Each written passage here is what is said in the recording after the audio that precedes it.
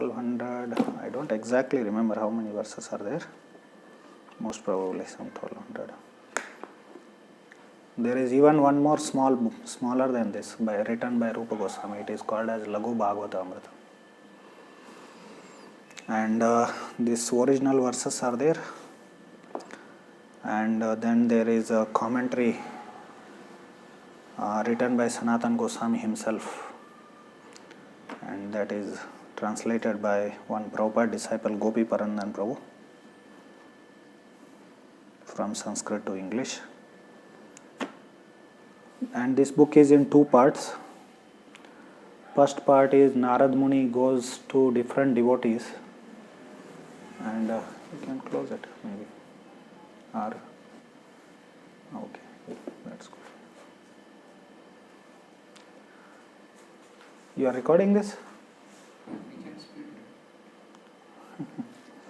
Okay.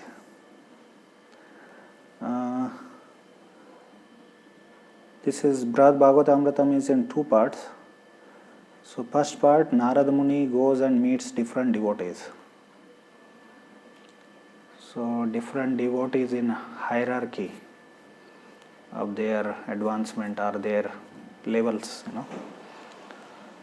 So he goes and meet particular devotee, and that particular devotee says, "Oh, this devotee is even more advanced than me." For example, he goes to Indra, then Indra says, "Pandavas are more advanced than me." Then Narad Muni goes to Pandavas. Pandavas say that Narad Muni glorifies Pandavas. "You are so nice devotees. You, Lord, did everything for you. He became a messenger. He became a chariot driver.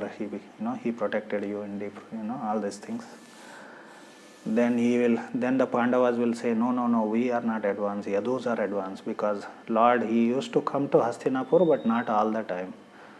So, but Yadus, he always stayed with them. Then Yadus say, devotees in Mathura, they are more advanced, like that. Then Vrindavan. Ultimately, gopis are. So, first part discusses the hierarchy of devotees. And second part is the travels of one covered boy from Govardhan area. His name is Gopakumara. So Gopakumara travels all the different places, holy places.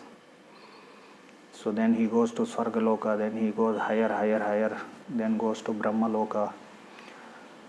So in the second part, hierarchy of the places according to their spiritual position, spiritual point of view. So that is discussed. Ultimately, he comes to Goloka Vrindavana, the highest place. So, if you see these two parts which are discussed in Brihad Bhagavatam, they are summarized in two verses in one particular book. Anyone remembers? One small book Prabhupada has given. Nectar of Instruction, that is also Sri Upadeshamrita, that is Rupa Goswami's book. In 9th, 10th and 11th verses, in 3 verses actually. So this whole Brihad Bhagavatamritam is summarized in 2-3 verses. So in Vaikunta, Janito, Vara, Madhupuri, so that 9th verse is there. Madhupuri means Mathura. Mathura is superior to Vaikunta.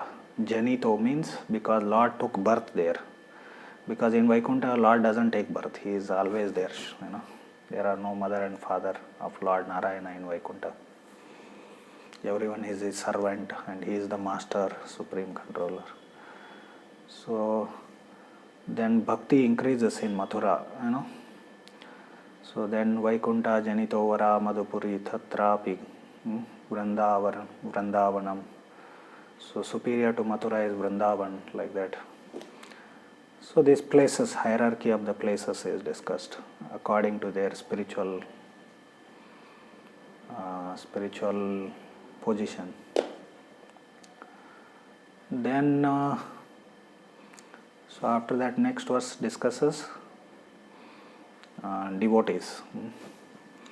So ultimately it brings to Radha Kunda is the highest place, then, and Srimati Radharani is the highest devotee among the devotees.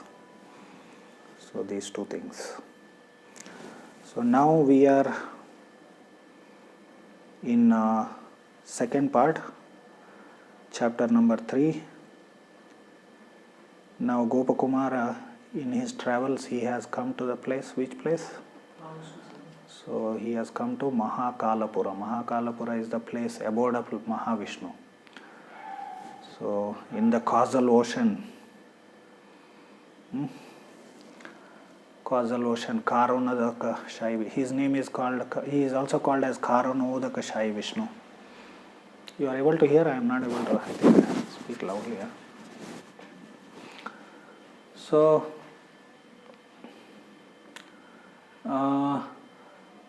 in causal ocean, his abode is called as Mahakalapura. Generally, we see the picture of Mahavishnu lying down in the ocean actually. Or Kshirodakshai Vishnu in the Kshirasagara, in the milk ocean. Or Garbhodakshai Vishnu in the Garbhodaka ocean. Actually, it's not just ocean and whatever, water, milk, it's not just there. There is abode of the Lord there. There are people there, there are residents there, there are palaces, there are elephants, there are everything is there. In picture we can't describe everything, so we can't accommodate everything. Just picture of milk ocean is given and Mahavishnu's picture is given there. So therefore Mahakalapura, Pura means what? What is it? It's a city actually. Sanskrit word Pura is city. So like that, in that Kshira Sagara also there is a abode of, there is a it's a Vaikunta actually. It's a abode of Lord. Now what is the name of that? There is a Dhruva Loka there. So Dhruva is the king of that. Lord made him as king because somebody has to manage his abode also, right? So, and the best person to manage a Vaikunta Loka or abode of the Lord is pure devotee. He should. Not even Indra, Chandra, they are all mixed devotees. They are not pure devotees. So now he has come to that place of Mahavishnu, Gopakumar, and he met Vaikunta Vasis there, residents of Vaikunta there. And they are teaching him the superiority of bhakti over meditation, over dhyana. That is a topic which is going on. From different angles, there are different, from the point of view of sadhana, means, from the point of view of sadhya, that means end. So like in the previous verses we discussed about how sadhya point of view, how bhakti is superior to dhyana. So I'll read text number, so part 2, chapter 2, text number 183. Dhyanam parokshayujjeta na tu sakshan mahaprabho aparokshe parokshopi yuktam sankirtanam sada. Meditation makes sense when the Supreme Lord cannot be seen, not when he is directly present.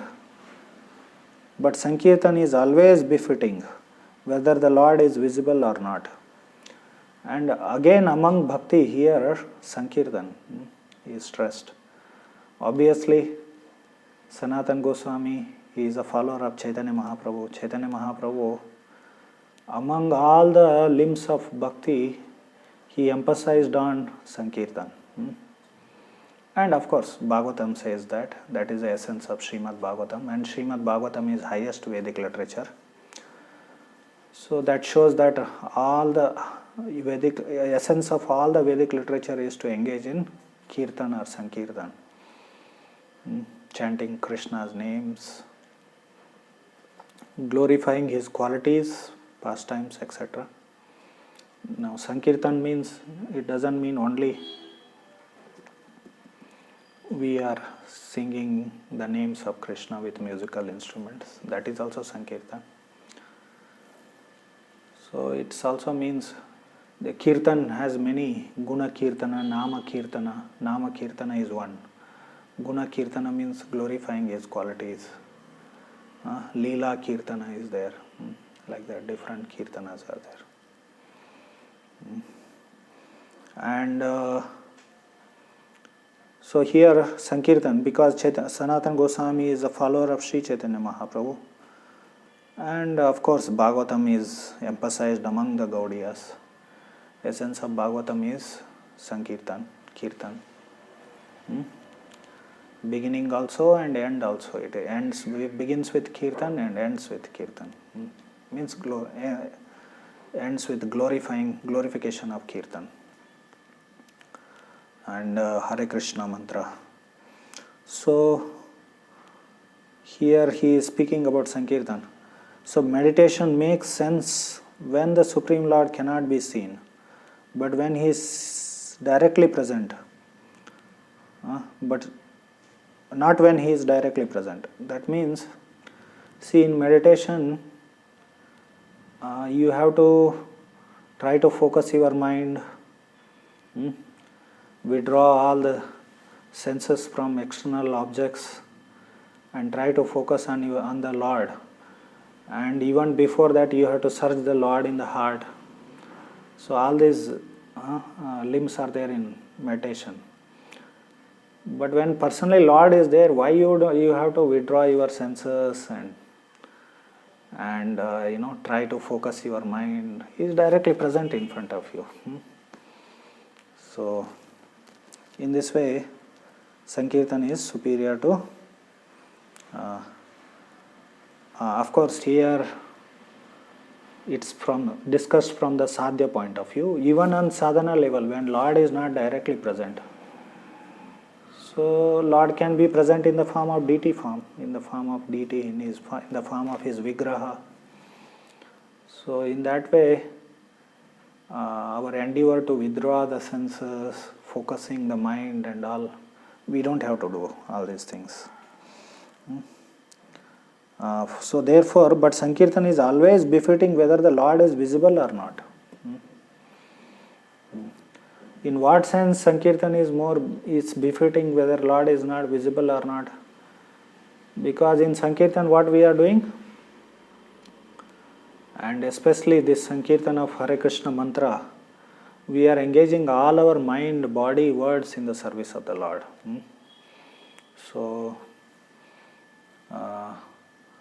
So we are mind, how it is engaged.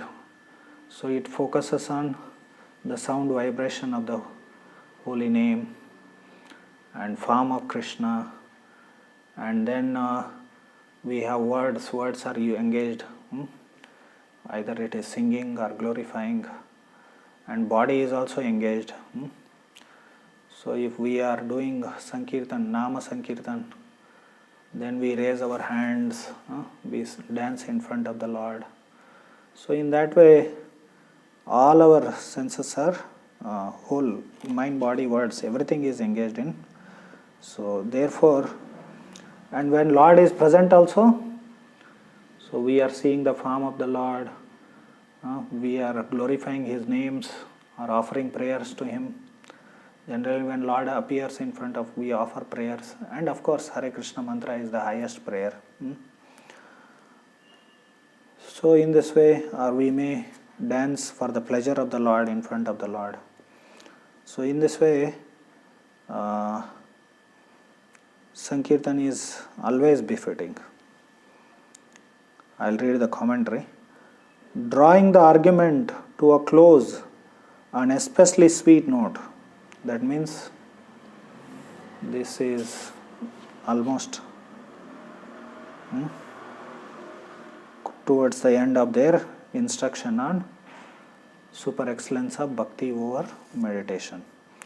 Drawing the argument to a close on an especially sweet note, there is that verse Madhurena Samapet. So Madhurena Samapet. We end with a sweet, actually, sweet, when you are eating food. So, Madhurena Samapayat. In Dallas, Texas, Prabhupada installed the deities and gave the name to them. So, Kishore, Kishori. Sometimes Prabhupada gave unusual names to deities, like Radha Landanishwar. It's not a Sanskrit name. Radha Parisheshwar, he said.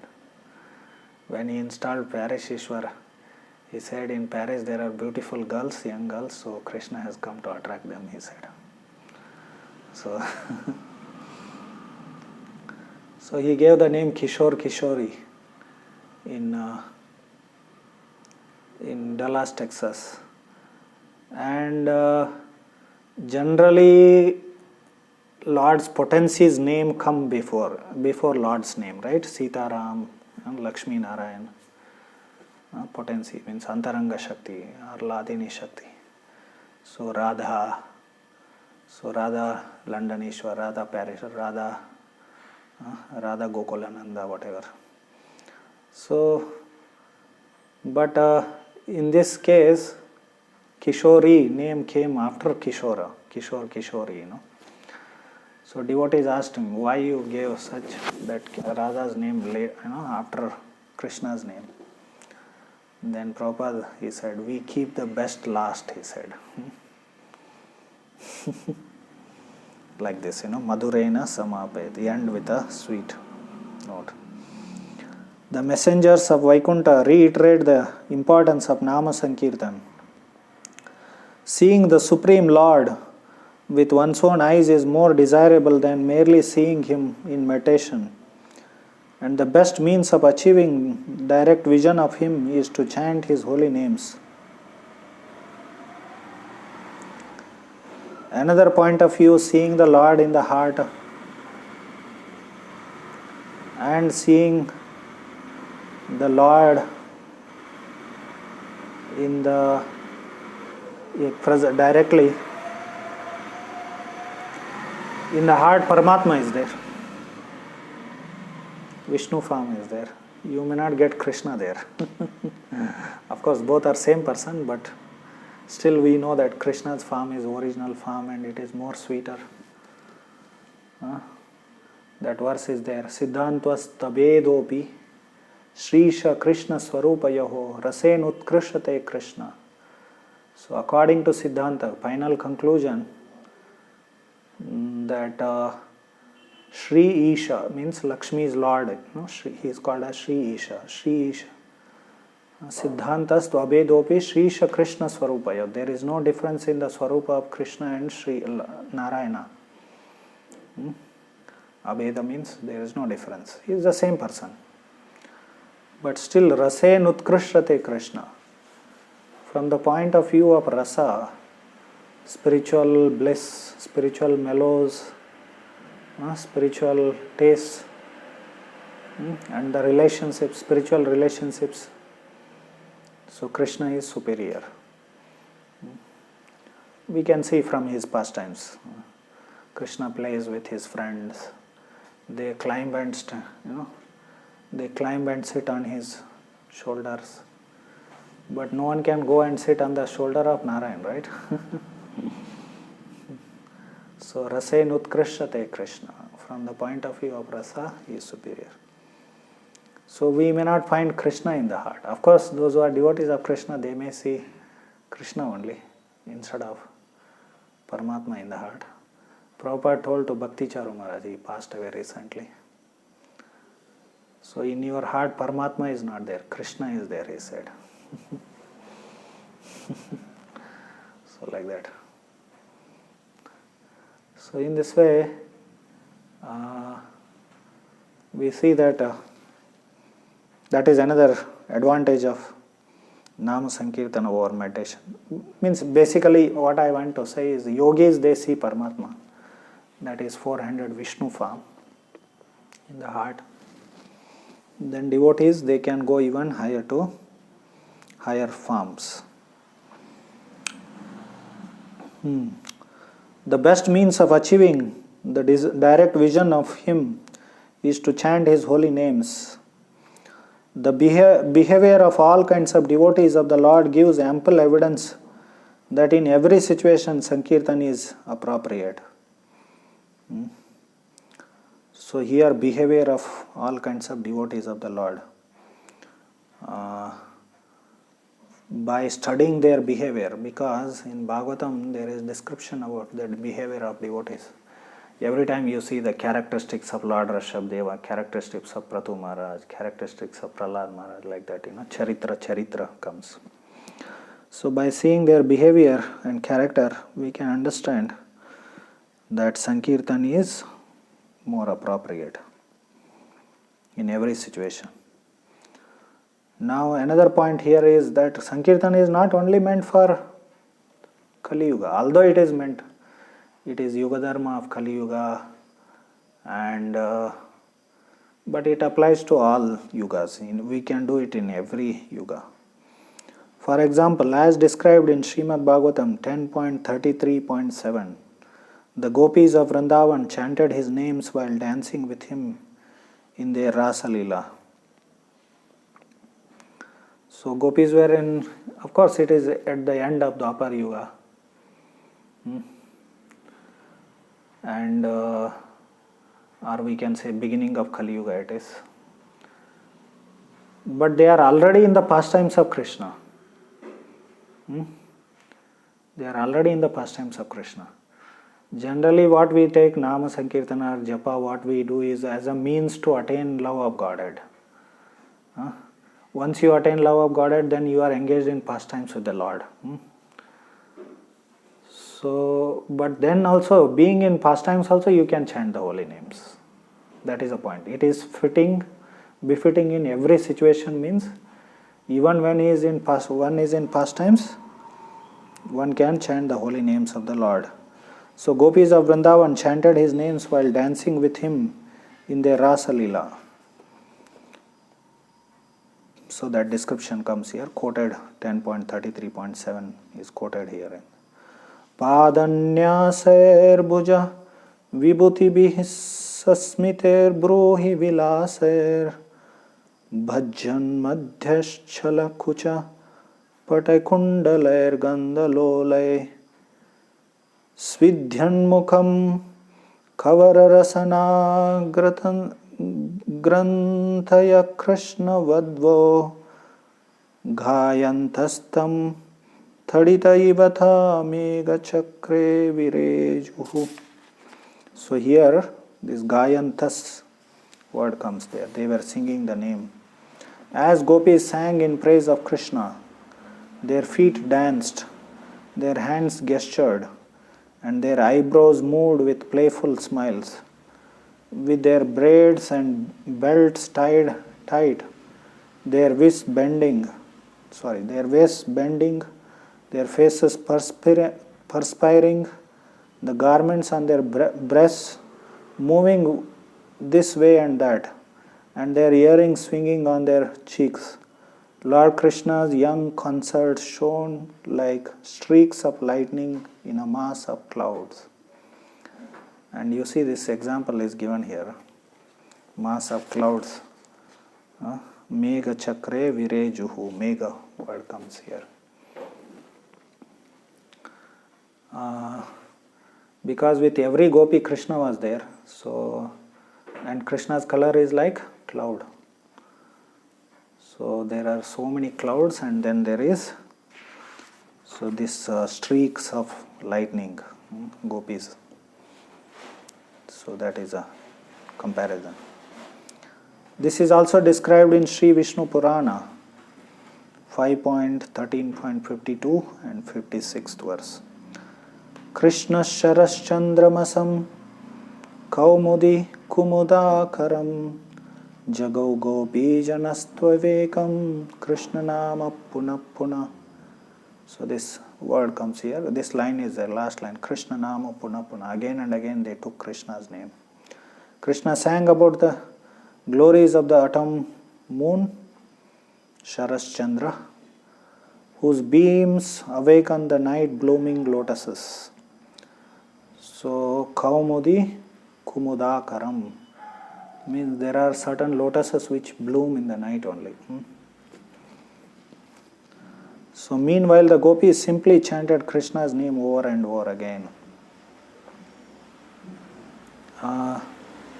So, in this way. Now, these examples are given of gopis,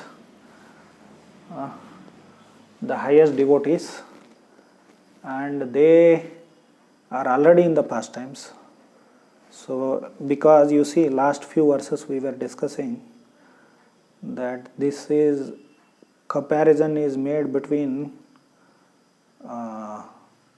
Sankirtana and meditation from sadhya point of view, from the context of sadhya. Sadhya means ultimate end. So, in bhakti, ultimate end is attaining love of Godhead and entering into Krishna's pastimes. So, and in meditation, they may see the Lord in the heart. Dhyana vastadgatena manasa pashyanti yam yogino. So, yogis in their meditation, they see the Lord in the heart. So, that is Bhagavatam 12th canto, 13th chapter, 1st verse. Other day I quoted that verse. Yam Brahma Marutaha, Yam Brahma Varunendra Rudra Marutaha, Gayanti. So, like that it starts. So, now another example again from that Vishnu Purana. Rasageyam jagau Krishna yavatharayatha sadhu krishneti krishneti tavat Dvigunam Jagoho. Krishna sang a Rasalila song, his voice becoming louder and louder. In response, the gopis sang twice as loud. Wonderful, O Krishna, O Krishna, Krishneti, Krishneti. There would be competition between both of them. So here, one point to understand essential is that, of course, that comparison between Sankirtan and meditation is there, but we should, one lesson we get here is how chanting is means also of attaining the Lord, and after attaining the Lord also we go on chanting. So once Prabhupada was asked that, why you chant Hare Krishna mantra, why you chant, he says, names of God. So then Prabhupada said, to chant more, he said. So it's not that one day, okay, every day I have to chant 16 rounds, one day I'll become free from this. I'll get liberation from this. No, we'll continue chanting. Of course, as we make advancement, initially it is a burden, 16 rounds. Of course, in the beginning it is not burden. In the beginning we are very enthusiastic. That is called as Utsahamai Bhakti. And after some time what happens? It becomes difficult. Then you have to surrender to the Lord. So, Vishwanath Chakravarti Thakur, one of our acharyas in our sampradaya, he gave an example. When a child enters into Gurukula, in the beginning the study, first of all he has no interest in studying because childish nature, likes to play around. And second thing is the nature of the study itself is very difficult, and he finds it difficult, but somehow or other he gains some momentum, and then he develops taste for that, and then immediately he thinks that I have become a scholar now. So like that, in the beginning Krishna gives some mercy to us, some taste for chanting and whatever all other devotional activities, and that is called as Utsahamai Bhakti. So Utsahamai Bhakti, there is a lot of enthusiasm in the beginning. So then we start thinking we are pure devotees. Then like when room is dirty, when you clean everywhere dust, lot of dirt is there, and then you disturb it, by cleaning. So everywhere dust is there. It appears that before it was good actually. Similarly, our heart is filled with lot of anarthas, and then we engage in this sadhana bhakti. So that means we are disturbing those anarthas, and then they come up. So at particular point it becomes difficult to overcome them. So then we find bhakti very difficult, tasteless. So then Lord also expects us that we should surrender more. Then if you don't surrender, if you stay at that place, at that position, then we will lose taste. Bhakti becomes burden and we will lose taste and we will fall down. So, but if you surrender more, then Lord will give us more taste, more juice. Then we'll make rapid progress. So, but we develop taste, and bhakti is nectarian. Krishna's names are nectarian. Harinamamrita, nectar of Krishna's names. So in this way we will not feel burden, and we want to continue, go on doing bhakti, that's all.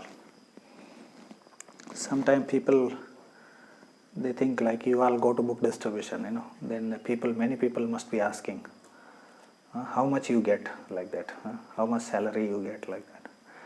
They can't think of doing bhakti without any remuneration. So people cannot conceive, and especially in modern days.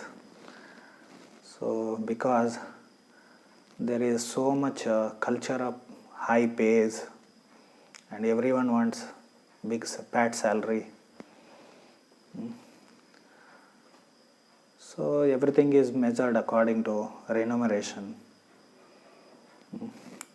So they cannot imagine, they cannot conceive that you do service without any. Of course, we get spiritual remuneration, we get spiritual benefits, which is everlasting.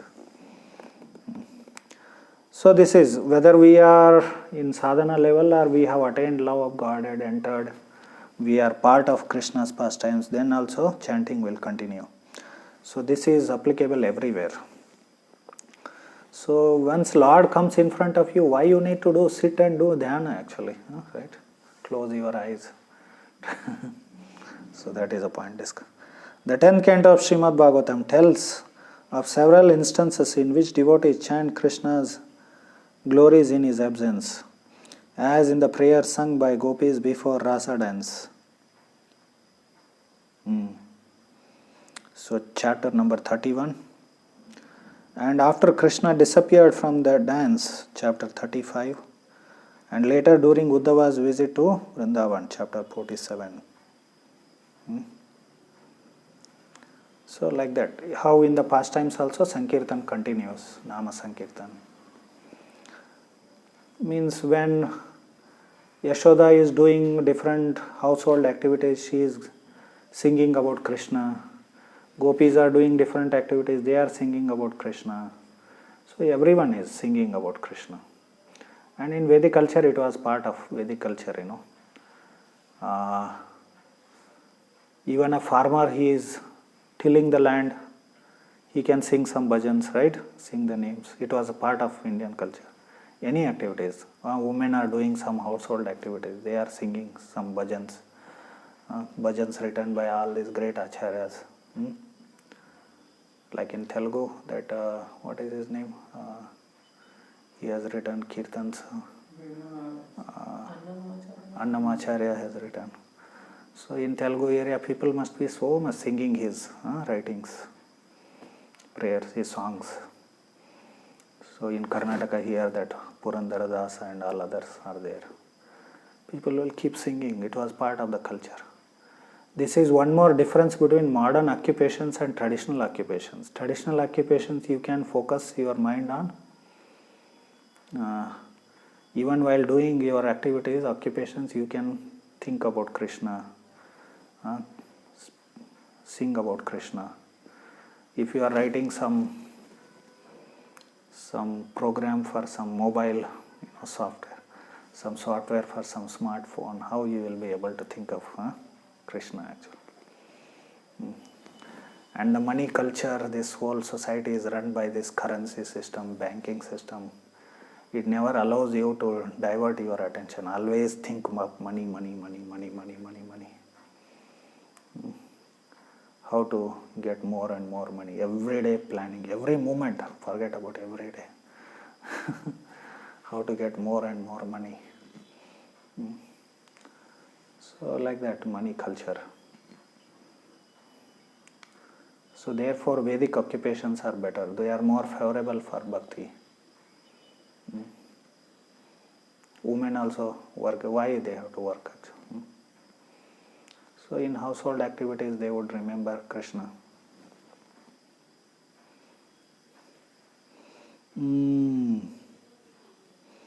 Of course still it is possible even in modern days, but it is little difficult, more difficult. Because ultimately bhakti is unconditional. It is not dependent on any material circumstances. But it is difficult, especially for beginners. We are all beginners even if we are 20 years in the moment. It can be difficult. Okay, text number 184. Srimannama prabosthasya Srimurterapyati priyam Jagaditam sukapashyam Sarasam tatsamam nahi. Very simple word. So he is laughing, he is able to understand. Sriman Nama Prabhosthasya Sri Murte Rapyati Priyam. Sri Murti means for the deity also, or the personality of the Lord, or deity, Sri Murti, deity form. It is very dear to Nama. Chanting of the holy names is very dear to Sri Murti. In fact, in Kali Yuga, we do puja to the deities. We do arati and different things. But in Kali Yuga, unless we chant the holy names, so that puja will not give result. So everything is dependent on chanting the holy names. Traditionally also, at least some stotras, some mantras, pancharatric mantras they would recite. Like in the temples you go, pujaris they will, while doing arati they will recite some. So like that some nama sankirtan has to be there. Like in our ISKCON we sing Hare Krishna mantra. We do kirtan of Hare Krishna mantra. Sriman nama prabhosthasya Srimurte Rapyati priyam. So nama sankirtan is very dear to the Lord. So Jagaditam sukopasyam na rasam tat samam nahi. So there is no rasa which is equal to nama sankirtana rasa. Dearer to the Lord that even His own beautiful form, His easily worshipped holy name benefits the entire world. Indeed, nothing is as full of nectar as the holy name of the Lord. So Prabhupada here, Sa rasam tat samam nahi. There is no rasa which is equal to Nama Sankirtan. Prabhupada, he wrote a letter to Achyutananda Prabhu, Achyutananda Swami that time. So he was in Mayapur. He was the first disciple of Prabhupada to come to India. He came in 1967 and Prabhupada told him, you go learn Bengali, preach in Bengal like that. And basically he stayed in Mayapur. And he made a book, of songs. This bhajan book which we have. Of course later Prabhupada confirmed it, which one to keep, which one. And he sang them also. And means basically from Bengali he translated them to English, transliteration it is called as. Yeah, he even translated also. So Prabhupada, he was very much happy with that, and he wrote a letter to him saying, one point he made in that letter is that Kirtan Rasa is highest, he says, among all. Nothing is as full of nectar as the holy name of the Lord. Nama Kirtan especially, holy names. So, Sarasam Tats. So here, Srimurti Apyati Priyam. Actually, Api, I didn't give attention when I was explaining this verse, Api word. Api means even than his own deity form, the name is Nama Sankirtan is dear to Krishna actually. So, basically, Nama Sankirtan is superior even to deity worship. Sometimes we start giving importance, especially here in South India, and they give so much importance to rituals, temple worship, and all these things. And definitely ISKCON has become influenced by that. But our main thing is Nama Sankirtan. So deity worship is okay for our, because in the beginning we don't have taste for chanting, just to focus and regulate our senses, regulate our body, and to maintain cleanliness and all these things. We need to do deity worship. But our main important is chanting the holy names. So here his own deity form,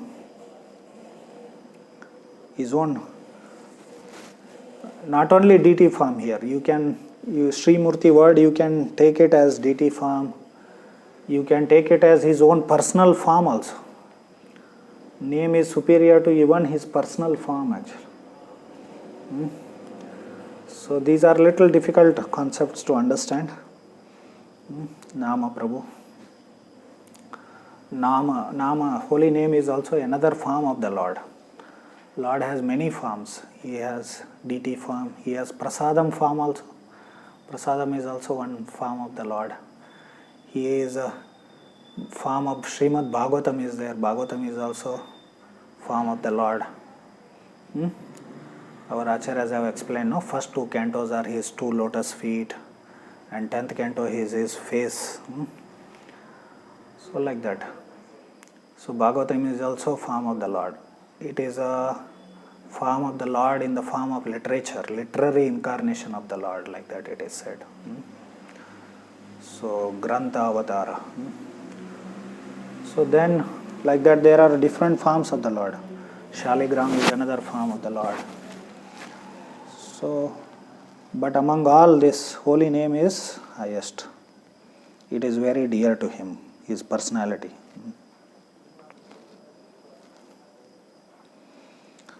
So the point here is, from this verse, what to speak of meditation. You can imagine, chanting holy name is even dear to him than his own personal form. What to speak of meditation. In other words, in meditation we may see form of the Lord in the heart, but holy name is even dear to him, more dear than that, he says. In conclusion, the Vaikuntha Dutas wholeheartedly glorify Sri Bhagavan Nama Sankirtana. Bhagavan Nama Sankirtana. Sankirtan is all attractive, full with all power, beauty and opulence. It exerts its powerful influence over anyone who takes part in it, anywhere and anytime. The Lord of Vaikuntha himself is more attracted to his holy name than to his own supreme beauty.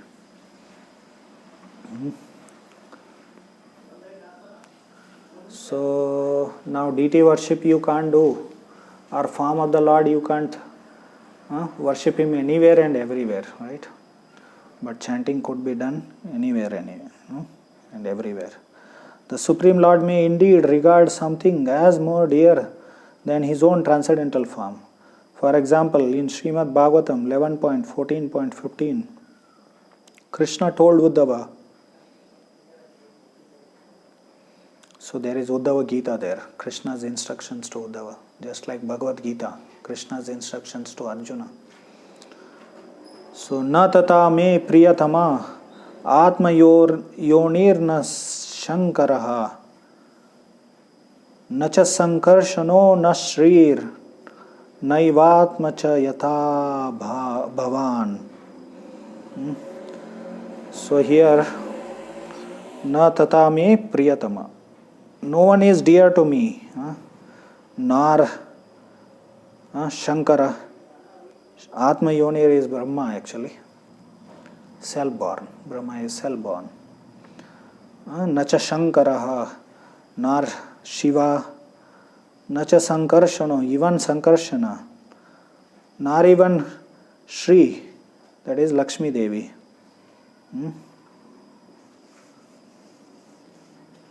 So here he is telling to Uddhava, Bhavan means you. So you are dear to me more than Brahma, Shiva, even Sankarshana. Sankarshana is so close to, right? And Lakshmi Devi also.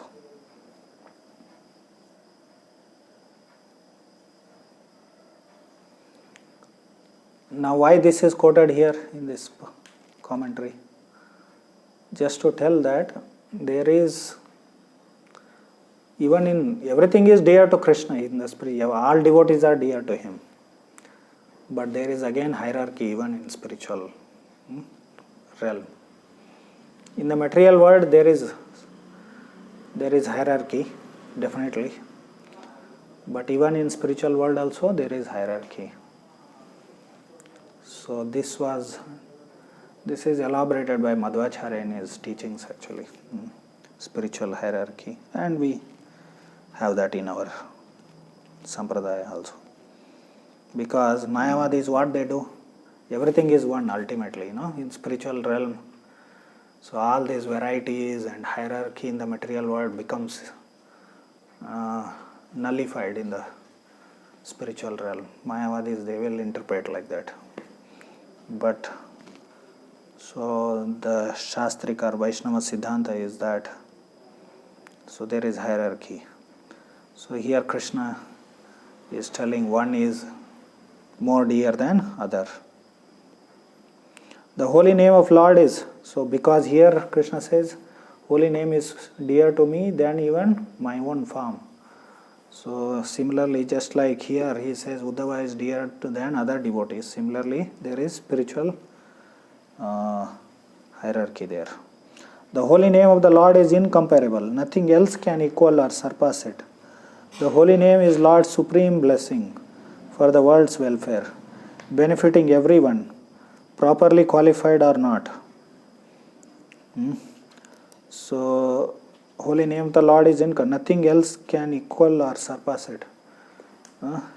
Here that's point, a supreme blessing of for the world's welfare, benefiting everyone, properly qualified or not qualified. To worship the Lord, one has to, if you want to worship the deities, you need to come to certain advancement. Then you get mantras, Pancharatrika mantras are required. Guru initiates you into Pancharatrika mantras, because Pancharatrika mantras mean they are deity worship mantras are there. So if you are offering Deepa, there is a particular mantra. For offering incense, Dhupa, there is particular mantra. Every time you offer one article, you have to tell some mantra. So we get that when we get Pancharatrika Diksha. So deity worship Diksha actually. So what we call as second initiation in ISKCON, that Pancharatrika mantras are given with other Gayatri mantra, So then there are Bija mantras for deity worship, different mantras. So those who are Brahmana initiated and all, they recite all these mantras. So to worship deity, you need all these qualifications. Then these mantras are not given to anyone and everyone. So you need to have certain level of advancement. So So, but Hare Krishna mantra, Nama, holy name is for everyone, whether qualified or not qualified. Of course, even chanting holy name, everyone may not get the same benefit. It depends on our surrender and dedication. Who serves it with any of the senses? It is easily worshipped, requiring only some movement of tip of the tongue. And it is sarasa, full of rasa, a term that can be understood in several ways. So here the description of sarasa comes, because in the verse sarasam tat samam nahi comes. So I will just read it. Sarasa can mean very gentle. Since the holy name consists of sweet sounding syllables, it can also mean composed of pure spiritual substance, Satchidananda. So, or it can mean that the holy names are accompanied by all various devotional relationships, the nice rasas. I mentioned some of the meanings of rasa, right? Mellows, taste, relationships. Rasa means. Actually, there is no exact word for rasa in English. So, Bhaktisiddhanta Saraswati Thakur used mellows, and Prabhupada followed in his footsteps. Headed by Shringara, Madhurya Rasa. In the pure chanting of the holy names, all these varieties of Prema Rasa are manifest. In the moods of both separation and viraha and meeting, Sangha. Rasa also means attraction to Krishna, Raga, which devotees performing Sankirtana unavoidably experience as their Krishna Prema is rapidly evoked by the holy names. In other words, the Lord Sankirtan inspires his servants and everyone else to become attracted to the Lord. Rasa also means special potency. This whole rasa is discussed elaborately in Bhakti Rasamrita Sindhu. Prabhupada translated it, Nectar of Devotion. So, special potency, Virya Vishesha. The chanting of holy names is extremely powerful. All this can be discussed in very elaborately. Like potency, here it is special potency. Rasa means special potency is mentioned. Rupa Goswami in Bhakti Rasamrita Sindhu, he explained 5 potent forms of devotional service, And out of them again, holy name, chanting of the holy names is, Nama Sankirtana is highest. 5 potent means they evoke love of Godhead even in neophyte. That's why they are called as 5 potent forms. What are those?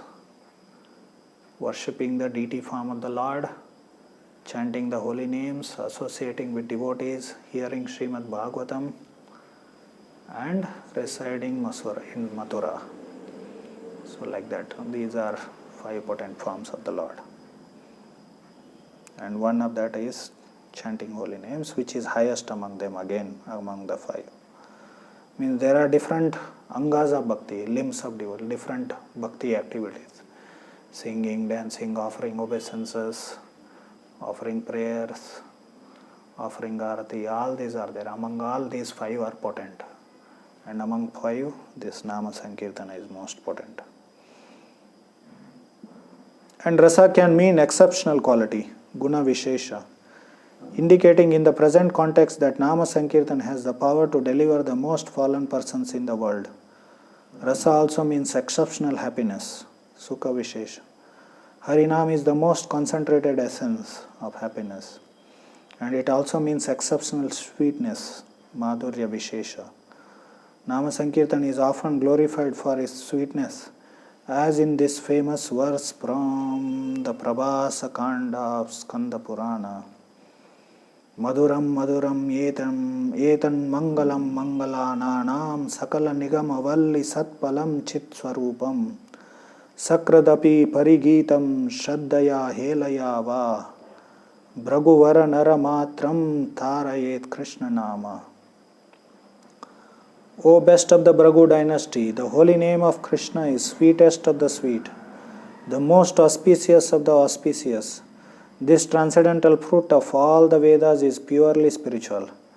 Moreover, whoever chants it but once whether with faith or with contempt, is liberated. Even more meanings of the word rasa could be applied to interpreting this verse, but the above examples give at least some understanding of the greatness of Sankirtan. Anyway, so presently what meditation people they do, that is nowhere near what standard meditation which is discussed in Bhagavad Gita and all the Vedic scriptures, and which is discussed by Patanjali. Because even Patanjali ultimately he said meditating on the Paramatma or Vishnu form of the Lord in the heart. So all the meditation which people they do, it's just some mental concoction. Then even standard meditation is nowhere near chanting the holy names of Krishna. If you read 6th chapter of Bhagavad Gita with Prabhupada purports, we get to know 3 things actually. One is the fakeness of all this so-called now what is goes on in the name of yoga and meditation, on this commercial, yoga. Then even the standard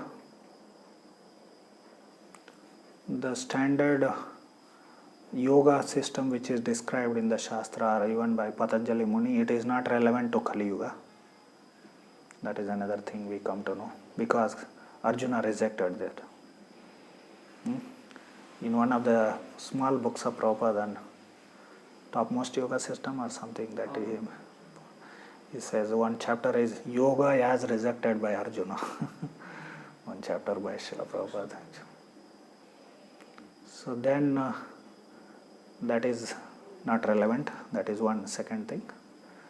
And Bhakti Yoga is superior to this Ashtanga Yoga or Dhyana Yoga, because last verse of 6th chapter says Yoginam api sarvesham madgate nantaratmana shraddhavan bhajate yomam same yukta tamo mata. So these 3 things we learned from basically from the 6th chapter of Bhagavad Gita.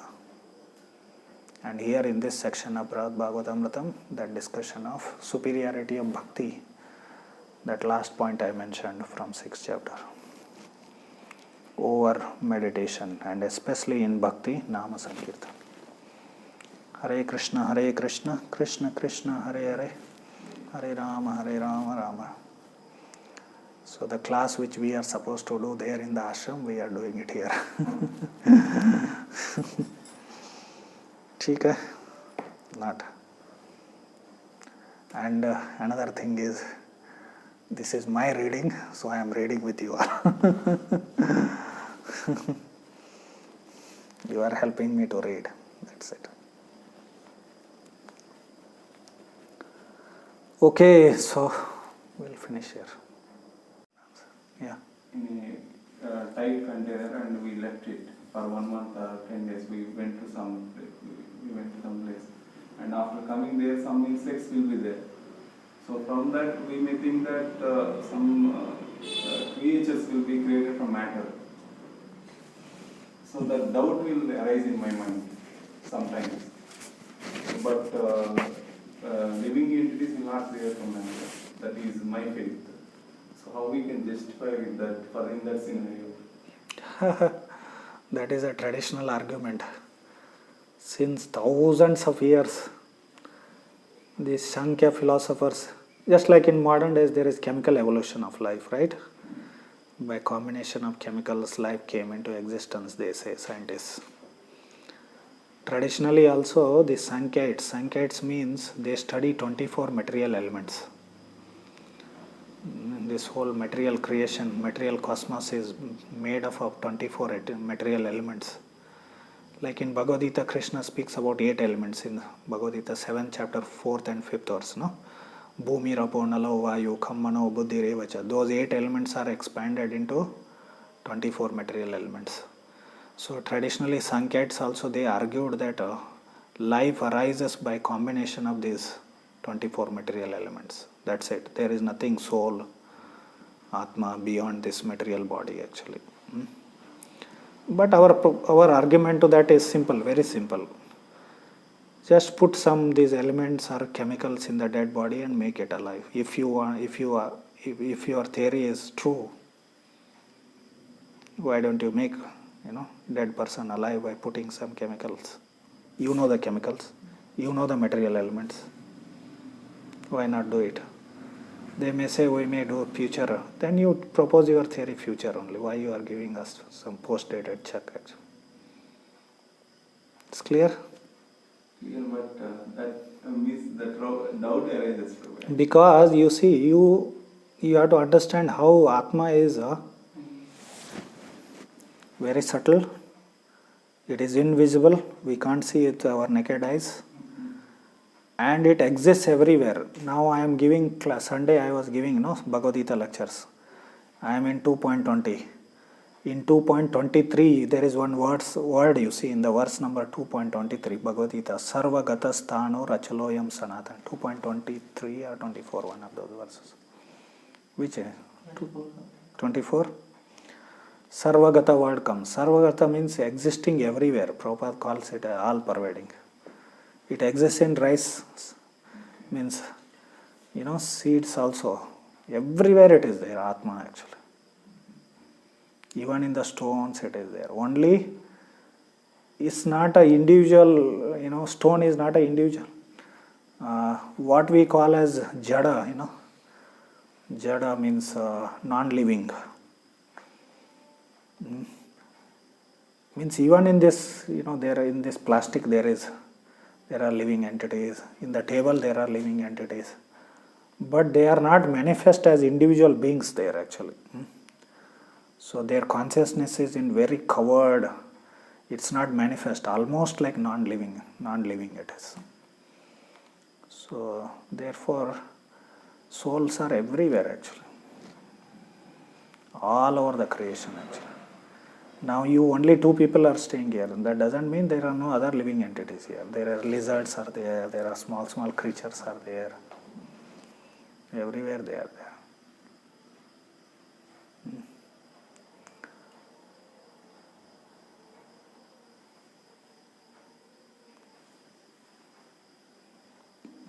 Last. Yeah, you can ask, no problem. This one means these many souls are there. So what is the number? It may be.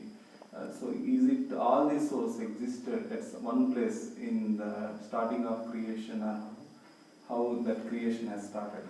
In the sense, Krishna and Once Radha. more you ask me. My attention went somewhere else. So these many souls are there. So whatever the number it may be. So all these souls were existing at the initial this creation or manifestation. All these were existing at one place, and after that divided. How it has that creation has happened. Only for starting, Krishna and Radharani was there. Like that, how it has started. No. In the spiritual world, always there are. Because you see, Lord is rasa word we were discussing, variety. Lord is a personification of all the varieties. Because there is English saying also, variety is the mother of enjoyment. If Krishna has to enjoy, he has to have varieties. Varieties of living entities, varieties of abodes, varieties of forms. He has his own varieties of forms, varieties of activities, varieties of devotees. That's why there is hierarchy among the devotee, and there is variety among the devotee. Not everyone is just gopi there with Krishna actually. There are cowherd boys, there are cows. Goloka means what it is. It's a land of cows, it is abode of cows. There are cows there. So living entities are eternal. Like other day I gave, when you asked question, we had some online class, right? I gave the example of sun and sunshine. Sunshine comes from the sun. But sunshine and sun are always there. It is not that one day sun came without sunshine or sunshine came without sun. It doesn't happen like that, right? So there is one material, in the material world there is one example from which we can learn the eternality of Krishna and devotee in the living entities. Still living entities, they come from Krishna. They are energies of the Lord, potencies of the Lord, that we should, by example, we should remember. So they always exist. And in material cosmos, material creation, material part of the Lord's creation, so we don't know when we came to this world. Anadi word is used. Anadi word, it's generally translated as beginningless, so some people, they misunderstand it. Basically, since time immemorial, from since long time. So Anadi word is used. Now this material creation, again and again, it undergoes repeated cycles of creation, maintenance and destruction, Srashti, Palana and Pralaya. So therefore, when everything is withdrawn, whole material creation is withdrawn, then all the living entities who are part of the material realm, they enter into the body of Mahavishnu. Then they remain there until the next creation, comes. That means he is inhaling and exhaling. When he exhales, then again material manifestation manifests actually. So living entities, they come. And according to their previous karma, in the previous creation, their karma, their consciousness, their desires, so they are put into different bodies, different abodes, different. That's why there are different lokas are there. Why only one loka was not made? All these questions should come, right or not? Why there is varieties, like why there are varieties of apartments and different kinds of houses here. People, according to their taste, they will purchase apartments or live in different apartments, right? According to the capacity which they can pay, 1 BHK, 2 BHK, like that. Similarly, there are different lokas are there. So in this way, material creation happens. But we were at one point of time, or no time. Time means we think in terms of material time actually. We were with Krishna, that is for sure. Krishna or other forms of the Lord, or Rama, Narayana or whatever. Then question comes, this is a big topic. There is an issue in ISKCON, Jiva fall down. Why we came to such a world, bad world, from such, or why that contamination came, because sometimes Prabhupada says, because we wanted to enjoy this material world, we came actually. Not necessary that we come with a desire to enjoy. We may just come out of curiosity, because just to know because one of the quality of the Jiva is Satchit Ananda, right? Lord is Satchit Ananda and Jiva is also Satchit Ananda. So knowledge seeking, Jiva. Now you are asking question. It is actually part of living entities. It is integral to living entities' existence actually. Chit means knowledge. Knowledge seeking. Out of curiosity you will come to material world to know the Lord's, because only Lord knows everything. We are minute. We can't know everything. So if you want to experience and know explore, now they want to explore, right? Moon, explore Mars, space exploration. This is not a new thing, because it is integral part of the Jiva, knowledge seeking it is. Otherwise, there was no question of asking questions actually. Why we ask questions? Why we want to know the thing? Why there is that desire to know actually? Because it is part of its existence, Jiva's existence. But once we come to material world, then what happens? By coming in contact with this modes. That's why in Bhagavad Gita Krishna says, Prakriti Purusha Prakriti Stohi Bhungte Prakriti Jan Gunan. Being situated in the Prakriti. Purusha Prakriti Stohi. then we develop desire to dominate our nature, material prakriti, bhungte prakriti jam. Then karanam gunasangosya. For that reason we associate with different gunas, gunasanga, because we want to enjoy a variety of. Somebody wants to enjoy by eating meat, tamoguna, right? Somebody wants to enjoy in a subtle way, subtle poetry, in an intellectual way. Then he is like Brahmana. So we in Satoguna.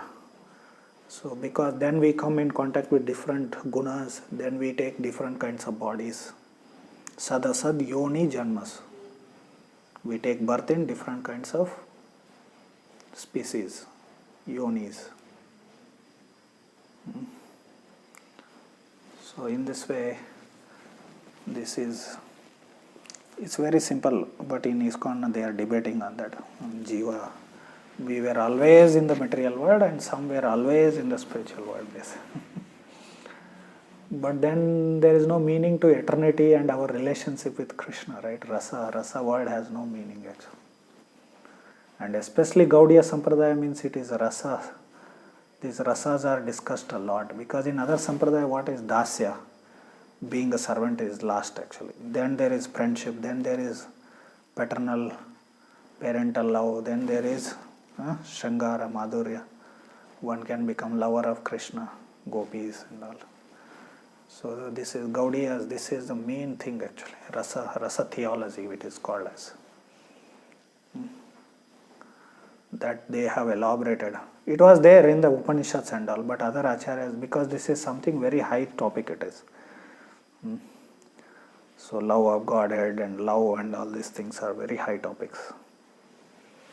So other acharyas they didn't discuss much. Previous acharyas, Ramanujacharya, Madhvacharya.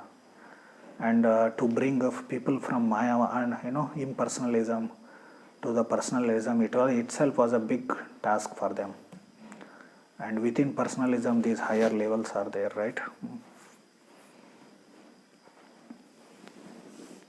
It's clear? Then, I think we can chant now. We are late already. 8 o'clock, everything winds up, huh? It's okay, I think they